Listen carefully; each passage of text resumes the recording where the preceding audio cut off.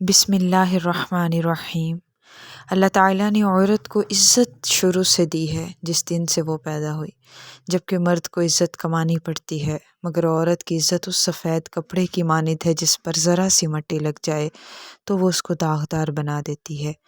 میرے کہنے کا یہ مقصد ہے کہ ہمارے معاشرے کا یہ المیہ ہے کہ اگر لڑکا اور لڑکی دونوں قصوروار ہوں تو لڑکی کی عزت پل بھر میں داغدار کر دی جاتی ہے، جبکہ لڑکے کو کم قصوروار سمجھا جاتا ہے۔ اس کو ہر گناہ سے بری ذمہ کر دیا جاتا ہے، اس لیے کہ وہ مرد ہے، اس کی عزت کو کچھ نہیں ہوگا، نام خراب ہوگا تو لڑکی کا ہوگا۔ اس لیے لڑکی کو ہر قدم بڑے سوچ سمجھ کر اٹھانا پڑتا ہے کہ کہیں زمانے کی دھول اس کے سفید کپڑوں کو گندا نہ کر دے۔ ایک سمجھدار لڑکی کبھی بھی نامحرم کے بہکاوے میں نہیں آتی۔ اب اس حیا کے معاملے میں عورت کا ہی کیوں زیادہ ذکر کیا جاتا ہے؟ قرآن پاک میں اللہ تعالیٰ نے جب بھی شرم و حیا کا ذکر کیا تو اس میں پہلے عورت کو مخاطب کیا۔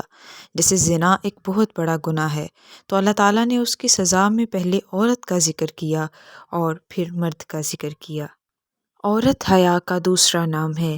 اگر ایک عورت اپنے آپ کو بے پردہ کر کے غیر مردوں کو اپنا حسن دکھاتی پھرے گی تو ہی وہ مرد گناہ کی طرف مائل ہوں گے۔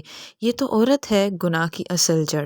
جب تک ایک عورت نہیں چاہے گی کوئی غیر مرد اس کی طرف نہیں آ سکتا، اس لیے ایک عورت پر لازم ہے کہ وہ اپنی حدود میں رہے۔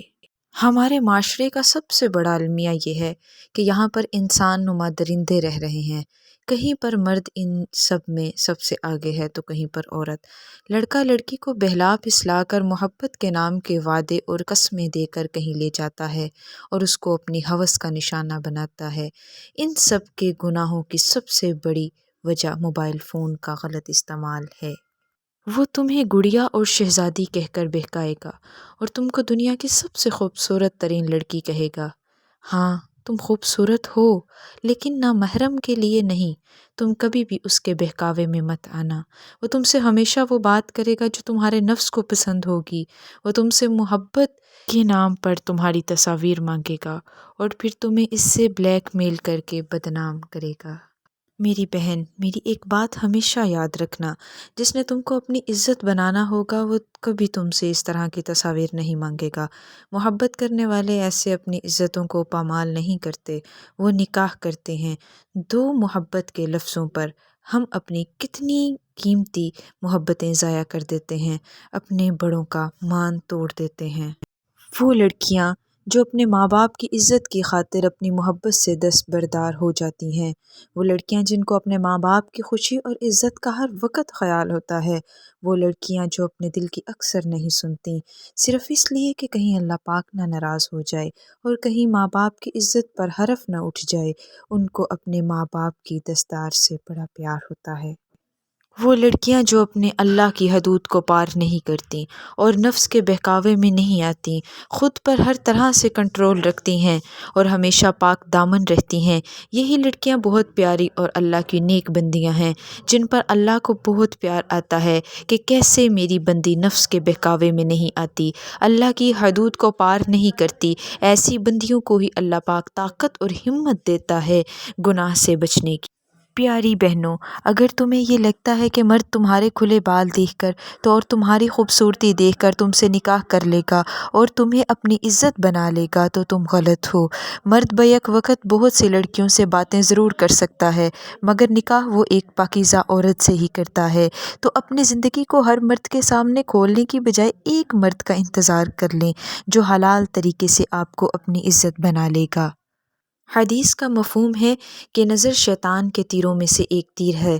بات نظر سے شروع ہوتی ہے کہ نظر نے غلط دیکھا اور بات زنا پر ختم ہوتی ہے۔ مرد تو دنیا کے سامنے ویسے کا پاک ہی رہتا ہے، مگر عورت کی پوری زندگی داغدار ہو جاتی ہے۔ مرد عورت پر لازم ہے کہ وہ اپنے نظروں کی حفاظت کریں، نظروں کو بھٹکنے نہ دیں۔ قرآن پاک میں بار بار نظروں کی حفاظت کا حکم آیا ہے۔ دوپٹہ ایک لڑکی کی شان ہے، اس کی حیا ہے، اس کی پاکیزگی کی نشانی ہے، اور دوپٹہ ہمیشہ سر پر ہی اچھا لگتا ہے، نہ کہ گلے میں تو پٹا ڈالا جاتا ہے۔ تمہیں کیا لگتا ہے کہ تم بغیر دوپٹے کے اپنی زلفیں کھول کے نامحرموں کے سامنے جاؤ گی تو وہ تمہاری خوبصورتی کے دیوانے ہو جائیں گے؟ اے بنت حوا، تم خوبصورت ہو، اس کے لیے تمہیں کسی کی اپروول کی ضرورت نہیں کہ کوئی نامحرم تمہاری تعریف کرے تو ہی تم خوبصورت ہو۔ اللہ کا حکم ہے کہ نامحرم سے بات کرتے وقت تمہاری آواز میں نرمی پیدا نہ ہو، اس لیے نامحرم سے بات کرتے وقت آپ کی آواز اور لہجے میں اتنی سختی ہونی چاہیے کہ سامنے والا انسان اگر مائل ہونا بھی چاہے تو آپ کی سخت کلامی کی وجہ سے وہ کنارہ کر لے۔ ہماری آج کی سختی کل ہمیں اللہ کی نرمی سے بہترین نواز دے گی۔ اگر آپ کو میرے یہ الفاظ پسند آئے ہوں تو اس کو ثواب کی نیت سے دوسروں کے ساتھ شیئر کریں، ہو سکتا ہے کسی کی عزت پامال ہونے سے بچ جائے۔